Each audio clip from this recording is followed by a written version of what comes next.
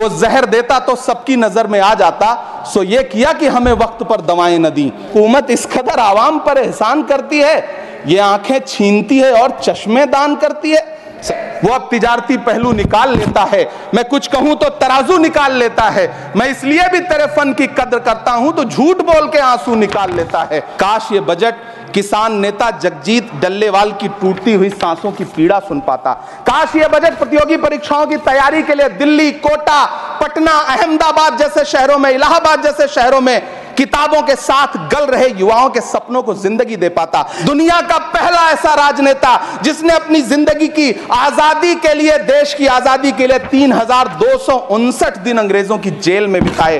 पंडित नेहरू एक ऐसे महान शख्स जिनके पिता पंडित मोतीलाल नेहरू, जिनकी बहन विजय लक्ष्मी पंडित, जिनके बहनोई पंडित रंजीत सीताराम, जिनकी बेटी इंदिरा गांधी, जिनके दामाद फिरोज गांधी, सब ने अंग्रेजों से लड़ते हुए स्वतंत्रता आंदोलन में जेल काटी। आप किस मुंह से उनकी लकीर छोटी करने की बात करते हैं कि जिस्म की मौत कोई मौत नहीं होती है, जिस्म मिट जाने से इंसान नहीं मर जाते, धड़कने रुकने से अरमान नहीं मर जाते, सांसें थम जाने से ऐलान नहीं मर जाते, जिस्म की मौत कोई मौत नहीं होता था कि एक आदमी रोटी बेलता है, एक आदमी रोटी खाता है, एक तीसरा आदमी भी है जो न रोटी बेलता है न रोटी खाता है, वो सिर्फ रोटी से खेलता है।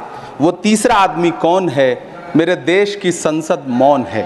सभापति महोदय, वो भी क्या दिन थे जब संसद में देश का बजट पेश होता था तो देश की सड़कें ठहर जाया करती थीं। रेल बजट पेश होता था तो लोगों की उम्मीदें रेल के डिब्बों की तरह पटरियों पर दौड़ने लगती थीं। पूरा देश धड़कने रोक करके वित्त मंत्री और रेल मंत्री को सुना करता था। अफसोस, अब बजट पेश हो जाता है, मीडिया चैनल सरकार का महिमा मंडन करते हैं और बेचारी जनता बजट के आंकड़ों के शब्द जाल में उलझी हुई महीनों बाद समझ पाती है कि उसका तो फिर से कट गया।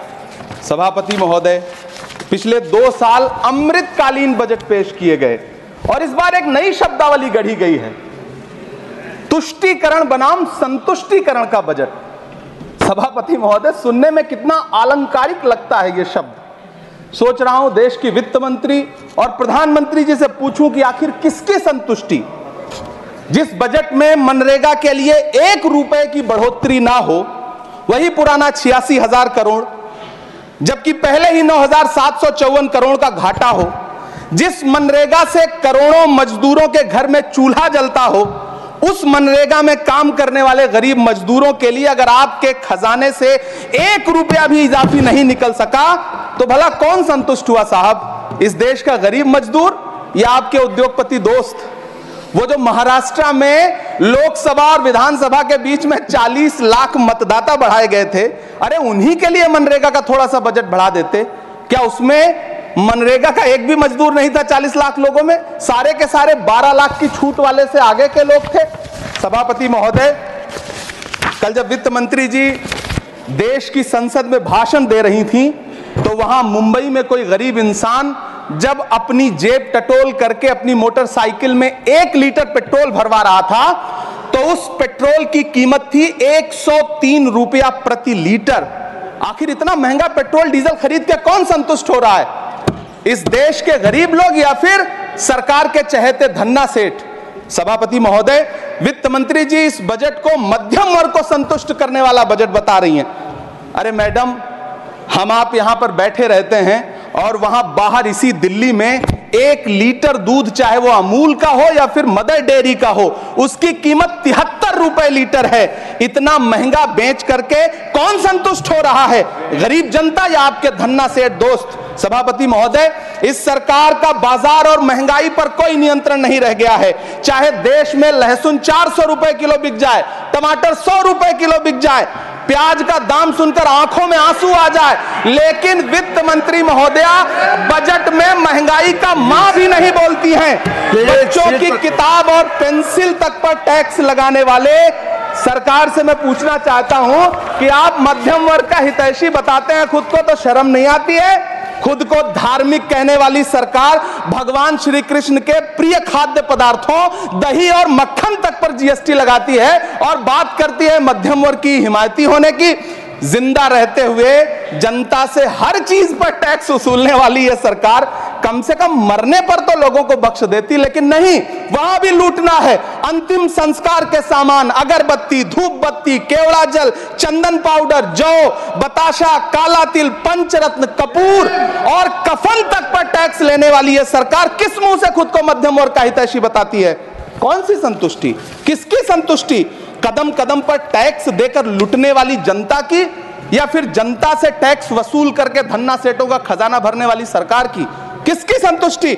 सभापति महोदय, 18 अगस्त 2015 आरा का बिहार का ऐतिहासिक मैदान, सजा हुआ मंच, हजारों की भीड़ और सामने खड़े हुए देश के प्रधानमंत्री का भाषण।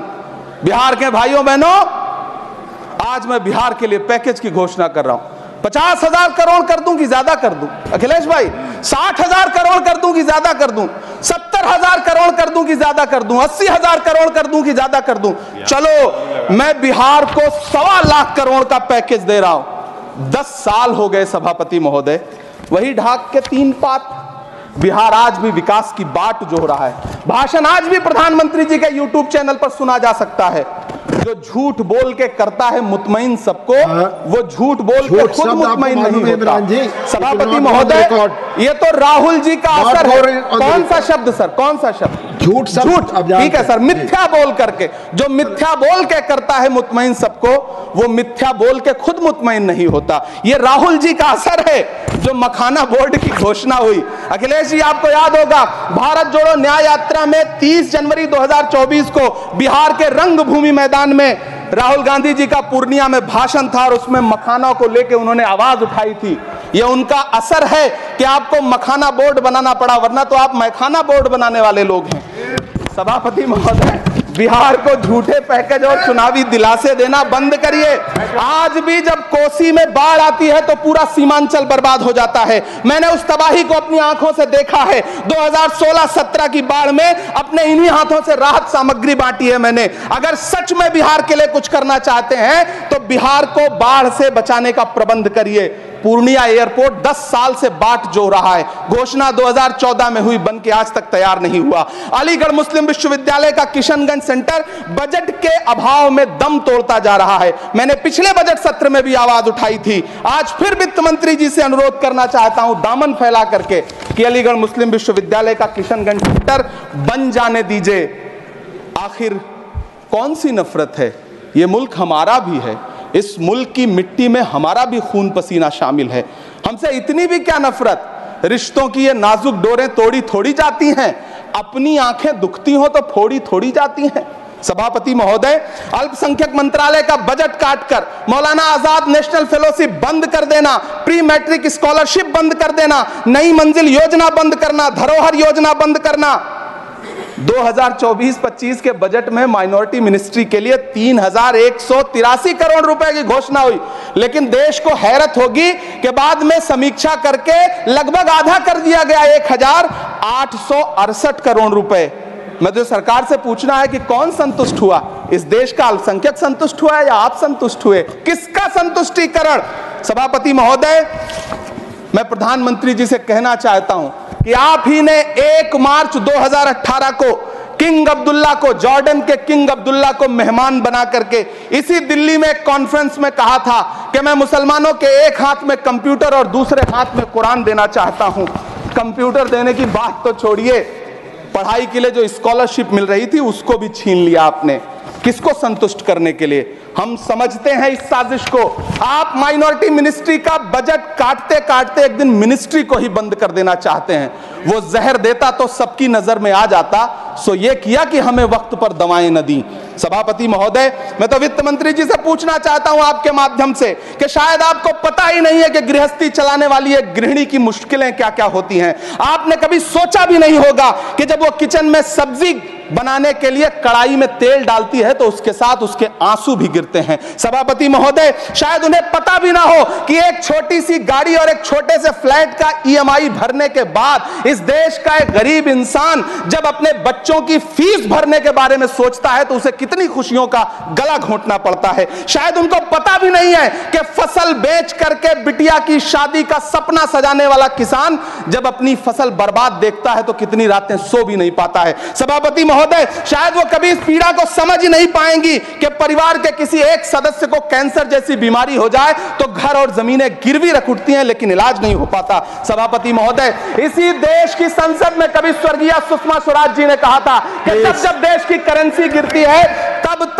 देश की प्रतिष्ठा गिरती है। एक तरफ कोलंबिया जैसा छोटा सा देश और उसके प्रधानमंत्री गुस्तावो पेत्रो खड़े हैं जो कोलंबिया के नागरिकों को हथकड़ी लगाकर लाने वाले जहाज को अमेरिका बैरंग वापस लौटा दे रहे हैं, और दूसरी तरफ हमारे प्रधानमंत्री जी खड़े हैं जो बेड़ी और हथकड़ी लगा करके लाए गए बेटों के अपमान पर एक शब्द नहीं बोल रहे हैं। सभापति महोदय, मैं इतिहास के पन्ने पलट रहा हूं, मुझे दो किरदार याद आ रहे हैं। एक तरफ निक्सन के 7वें बेड़े की धमकियों के सामने लोहे की तरह अडिग इंदिरा गांधी खड़ी हैं, तो दूसरी तरफ खुद ही नमस्ते ट्रंप का नारा लगाते हुए प्रधानमंत्री जी खड़े हैं। मेरे कानों में सुषमा स्वराज जी की आवाज गूंज रही है। बहुत कम बोलने वाले डॉक्टर मनमोहन सिंह ने बहुत ज्यादा बोलने वाले प्रधानमंत्री जी को जब देश की बागडोर सौंपी थी तो $1.58 का था, आज 85 से 87 के बीच में झूल रहा है। इन दिनों रुपए की अहमियत गिरती है तो न तो देश की प्रतिष्ठा गिरती है ना प्रधानमंत्री की गरिमा। जिस देश में 80 करोड़ लोगों को 5 किलो राशन के लिए कतारों में लगना पड़ता हो, उस देश में यह सरकार 12 लाख तक के टैक्स न लेने के लिए अपनी पीठ थपथपा रही है। हुकूमत इस कदर आवाम पर एहसान करती है, ये आंखें छीनती है और चश्मे दान करती है। सभापति महोदय, महाराष्ट्र का भिवंडी हो, मालेगांव हो, इचलकरंजी हो, यूपी का बनारस हो, मुआयमा हो, मुबारकपुर हो, रांची का छोटा नागपुर हो, बिहार का भागलपुर हो, हर जगह बुनकरों की उम्मीदें तोड़ रही हैं लेकिन इस सरकार के पास उनके लिए कुछ भी नहीं है। मुरादाबाद का पीतल उद्योग, कानपुर का चमड़ा उद्योग, सहारनपुर का लकड़ी उद्योग, फिरोजाबाद का चूड़ी उद्योग, अलीगढ़ का ताला उद्योग, सब सरकारी प्लानिंग से तबाह हो रहे हैं। इन तमाम के बीच सरकारी सपोर्ट से बस एक उद्योग फल फूल रहा है, नोएडा का नफरत उद्योग। सभापति महोदय, जिस देश में 40 से 45% मेडिकल फैकल्टी की सीट खाली हो, वहां बजट में 75,000 नए मेडिकल सीट्स का ऐलान हो रहा है। सरकार बहादुर, कम से कम इस देश के पढ़े लिखे युवाओं को तो मूर्ख समझना बंद करिए। वो अब तिजारती पहलू निकाल लेता है। पहले 7500 मेडिकल सीट्स बाद में बनाइएगा, पहले जो एम्स में 2161 पद खाली पड़े हैं उनको तो भर दीजिए। वो अब तिजारती पहलू निकाल लेता है। मैं कुछ कहूं तो तराजू निकाल लेता है। मैं इसलिए भी तेरे फन की कद्र करता हूं तो झूठ बोल के आंसू निकाल लेता है। सभापति महोदय, फिर झूठ आया है, मैं उसे मिथ्या कर दे रहा हूं। शायरी में बार बार आ जाता है, क्या करूं महोदय। काश ये बजट, सभापति महोदय, वो एक शब्द मैं मिथ्या कर दे रहा हूं सर, वो एक शब्द को हटा दीजिए। ध्यान रखें, ऐसे जो भी शब्द होंगे आपके भाषण में सभापति महोदय, काश ये बजट बीपीएससी के पेपर लीक की शिकायत करने वाले नौजवानों पर बरसती हुई पुलिस के लाठियों पे, जख्मों पर मरहम लगा पाता। सभापति महोदय, पिछले 80 दिन से 70 साल का एक बुजुर्ग एमएसपी की लीगल गारंटी मांगता हुआ आमरण अनशन पे बैठा हुआ है। काश ये बजट किसान नेता जगजीत डल्लेवाल की टूटती हुई सांसों की पीड़ा सुन पाता। काश ये बजट प्रतियोगी परीक्षाओं की तैयारी के लिए दिल्ली, कोटा, पटना, अहमदाबाद जैसे शहरों में, इलाहाबाद जैसे शहरों में किताबों के साथ गल रहे युवाओं के सपनों को जिंदगी दे पाता। काश ये बजट वंदे भारत के सुनहरे विजुअल के बजाय देश की गरीब जनता को कुछ और पैसेंजर ट्रेनें दे पाता। काश ये बजट सीनियर सिटीजन को ट्रेन टिकटों में मिलने वाली रियायतें वापस लौटा पाता जिनको सरकार ने कोविड के नाम पे छीन लिया था। काश ये बजट किसानों की राह में कीले नहीं बल्कि कालीन बिछाने वाला बन पाता। काश ये बजट सरकारी मालिकों को यह समझा पाता कि नेहरू को कोसने से अर्थव्यवस्था नहीं सुधरेगी, उसके लिए डॉक्टर मनमोहन सिंह साहब की अर्थ नीति अपनानी पड़ेगी। पिछले 11 साल से नेहरू जी को कोस रहे हैं, आखिर कब तक कोसिएगा? थोड़ा पंडित नेहरू जी के बारे में पढ़िए, तब पता चले कि पंडित नेहरू की शख्सियत का नाम है। दुनिया का पहला ऐसा राजनेता जिसने अपनी जिंदगी की आजादी के लिए, देश की आजादी के लिए 3259 दिन अंग्रेजों की जेल में बिताए। पंडित नेहरू एक ऐसे महान शख्स जिनके पिता पंडित मोतीलाल नेहरू, जिनकी बहन विजय लक्ष्मी पंडित, जिनके बहनोई पंडित रंजीत सीताराम, जिनकी बेटी इंदिरा गांधी, जिनके दामाद फिरोज गांधी, सब ने अंग्रेजों से लड़ते हुए स्वतंत्रता आंदोलन में जेल काटी। आप किस मुंह से उनकी लकीर छोटी करने की बात करते हैं? नहीं कर पाइएगा, 7 जन्मों में नहीं कर पाइएगा, क्योंकि जिस्म की मौत कोई मौत नहीं होती है। जिस्म मिट जाने से इंसान नहीं मर जाते, धड़कने रुकने से अरमान नहीं मर जाते, सांसें थम जाने से ऐलान नहीं मर जाते।